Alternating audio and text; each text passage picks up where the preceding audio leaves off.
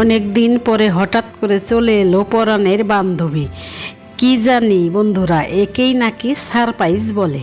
যাই হোক, আমি তো পরাণের বান্ধবীকে পেয়ে মহা খুশি। এখন তো কারো হাতে আগের মতো সময়ই নেই। যতটুকু সময় আছে তা ওই জাদুর বাক্স। ওকে নিয়ে টানাটানি গুত্তাগুত্তি করতে করতে সময় চলে যায়।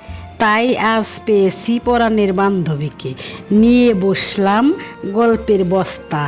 গল্প করতে করতে কখন যে গল্পের বস্তার মুখটাই খুলে নিলাম বুঝতেই পারলাম না। এবার তো দুই বান্ধবীর পেটে ইঁদুর দৌড়দৌড়ি শুরু করলো। পরাণের বান্ধবীকে ওই জাদুর বাক্সটি হাতে দিয়ে বললাম, একটু টানাটানি গুতাগুতি করতে থাক, আমি ইঁদুর তাড়ানোর ব্যবস্থা করে আনি। নিয়ে এলাম ইঁদুর তাড়ানোর ঔষধ, ডিম, রুটি, টোস্ট। এবার টোস্টগুলো খেয়ে পরাণের বান্ধবী তো মহা খুশি।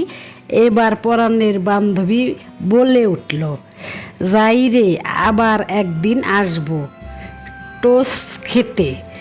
পরাণের বান্ধবী তো চলে গেল। পরাণের বন্ধুরা প্লিজ সাবস্ক্রাইব করে যাবেন।